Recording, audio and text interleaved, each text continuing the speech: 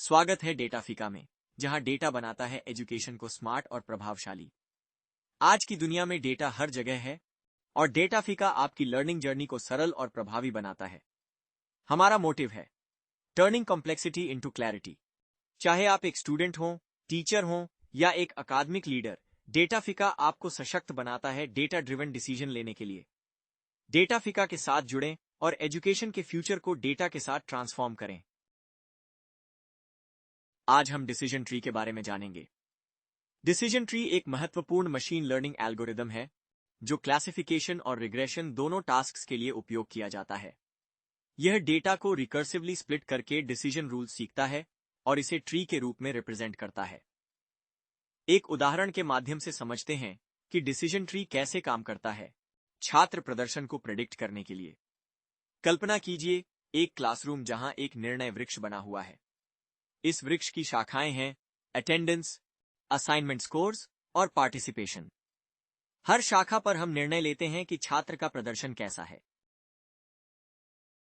अगर किसी छात्र की उपस्थिति अच्छी है, असाइनमेंट पूरे हैं और भागीदारी भी अधिक है, तो निर्णय वृक्ष की हरी पत्ती पर पास का परिणाम मिलेगा और ये छात्र खुश दिखाई देंगे। लेकिन अगर उपस्थिति कम है, असाइनमेंट अधूरे हैं और भागीदारी कम है, तो लाल पत्ती पर फेल का परिणाम आएगा, जिसमें छात्र चिंतित दिखाई देंगे। अब हम दूरसंचार क्षेत्र में डिसीजन ट्री का एक एग्जाम्पल देखेंगे। इमेजिन कीजिए एक ट्री है जिसकी ब्रांचेस हैं यूसेज पैटर्न, कंप्लेंट्स हिस्ट्री और कस्टमर सर्विस इंटरैक्शंस। अगर किसी कस्टमर का यूसेज कंसिस्टेंट है, कंप्लेंट्स कम हैं और सर्विस इंटरैक्शन पॉजिटिव है, तो ग्रीन लीफ पर रिटेन का रिजल्ट मिलेगा, मतलब कस्टमर खुश है और स्पेशल ऑफर या डिस्काउंट दिया जा सकता है।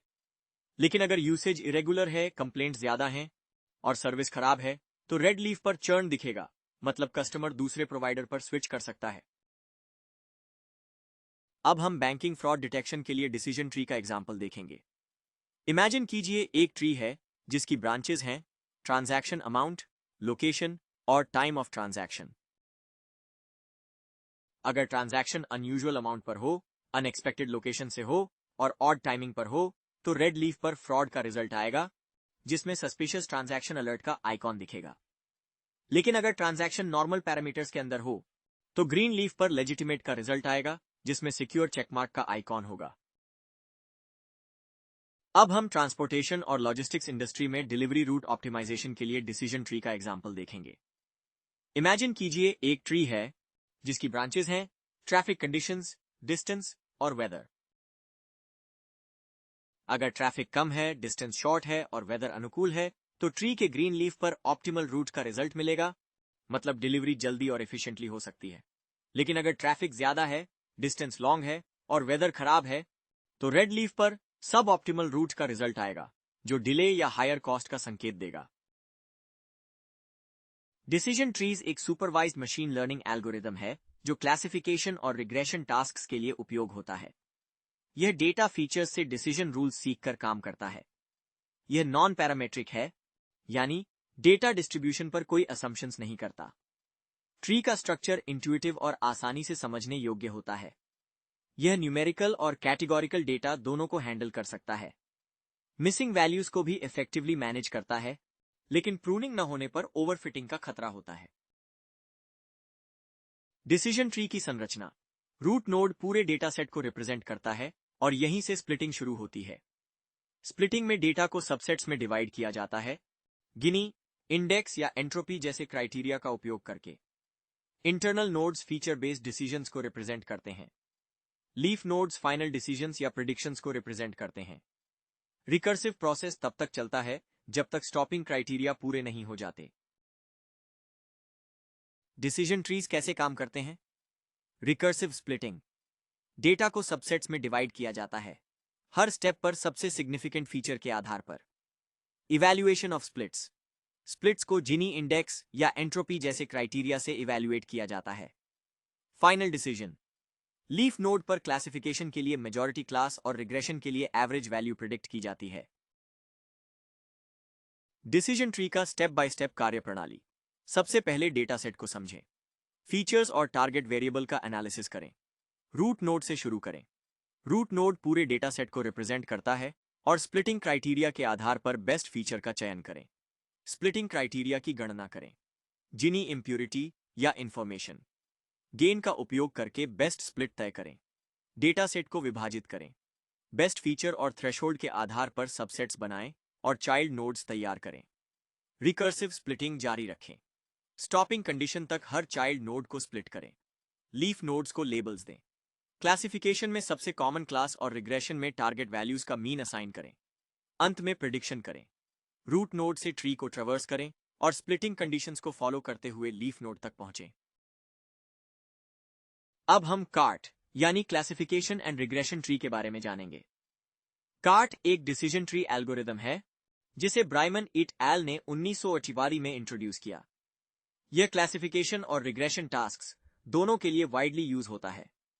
मुख्य विशेषताएं: स्प्लिटिंग क्राइटेरियन क्लासिफिकेशन में जिनी इम्प्यूरिटी और रिग्रेशन में वेरिएंस रिडक्शन का उपयोग करता है। बाइनरी स्प्लिट्स हर नोड को केवल 2 ब्रांचेस में स्प्लिट करता है। प्रूनिंग ओवरफिटिंग से बचने के लिए पोस्ट प्रूनिंग का सपोर्ट देता है। आउटपुट क्लासिफिकेशन में मेजॉरिटी क्लास और रिग्रेशन में टारगेट वैल्यूज का मीन रिटर्न करता है। एडवांटेजेस: कार्ट सिंपल और इंटरप्रेट करने में आसान है। यह क्लासिफिकेशन और रिग्रेशन दोनों टास्क्स को हैंडल कर सकता है। बाइनरी स्प्लिट्स की वजह से यह आउटलायर्स के लिए रोबस्ट होता है। अब हम ID3 के बारे में जानेंगे।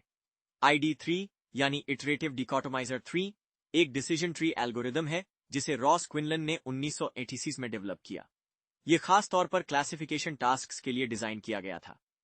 की फीचर्स: स्प्लिटिंग क्राइटेरियन यह एंट्रोपी और इंफॉर्मेशन गेन का उपयोग करके स्प्लिट्स को इवैल्यूएट करता है।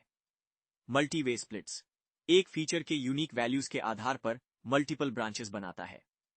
Top down approach root node से शुरू होकर रिकर्सिव तरीके से स्प्लिटिंग करता है जब तक लीफ नोड्स प्योर ना हो जाएं या स्टॉपिंग क्राइटेरिया पूरा ना हो। लिमिटेशंस कंटीन्यूअस फीचर्स को डायरेक्टली हैंडल नहीं कर सकता, इसलिए डिस्क्रिटाइजेशन की जरूरत होती है। प्रूनिंग का सपोर्ट न होने की वजह से यह ओवरफिटिंग के लिए प्रोन होता है। एवोल्यूशन ऑफ ID3 को बाद में C4.5 एल्गोरिदम में इंप्रूव किया गया। इसमें शामिल थे कंटीन्यूअस एट्रीब्यूट्स को हैंडल करने की क्षमता, मिसिंग वैल्यूज को इनकॉर्पोरेट करना, ओवरफिटिंग से बचने के लिए पोस्ट प्रूनिंग का फीचर। कार्ट और ID3 कब उपयोग करें? कार्ट का उपयोग करें यदि आपका टास्क रिग्रेशन या बाइनरी क्लासिफिकेशन से संबंधित है। आपको इंटरप्रेटेबिलिटी के लिए बाइनरी स्प्लिट्स की आवश्यकता है। आप एक ऐसा ट्री एल्गोरिदम चाहते हैं जो एन्सेम्बल मेथड्स जैसे रैंडम फॉरेस्ट्स के साथ कंपैटिबल हो। ID3 या इसके सक्सेसर C4.5 का उपयोग करें यदि आपको मल्टीवे स्प्लिट्स की आवश्यकता है। आप केवल क्लासिफिकेशन प्रॉब्लम्स पर काम कर रहे हैं, खासकर कैटेगोरिकल डेटा के साथ। आज हमने डिसीजन ट्रीज, कार्ट और ID3 एल्गोरिदम्स के मुख्य पहलुओं को समझा, जैसे उनकी संरचना, कार्यप्रणाली, स्प्लिटिंग क्राइटेरिया, एडवांटेजेस और लिमिटेशंस। अगले लेक्चर में हम स्प्लिटिंग क्राइटेरिया जैसे जिनी इंडेक्स और एंट्रोपी को विस्तार से समझेंगे। साथ ही इनके मैथमेटिकली सॉल्व्ड एग्जांपल्स और पाइथन इंप्लीमेंटेशन को स्टेप बाय स्टेप एक्सप्लोर करेंगे। स्वागत है डेटाफिका में, जहां डेटा बनाता है एजुकेशन को स्मार्ट और प्रभावशाली। आज की दुनिया में डेटा हर जगह है और डेटाफिका आपकी लर्निंग जर्नी को सरल और प्रभावी बनाता है। हमारा मोटिव है टर्निंग कॉम्प्लेक्सिटी इनटू क्लैरिटी। चाहे आप एक स्टूडेंट हो, टीचर हो या एक अकादमिक लीडर, डेटाफिका आपको सशक्त बनाता है डेटा ड्रिवन डिसीजन लेने के लिए। डेटाफिका के साथ जुड़ें और एजुकेशन के फ्यूचर को डेटा के साथ ट्रांसफॉर्म करें।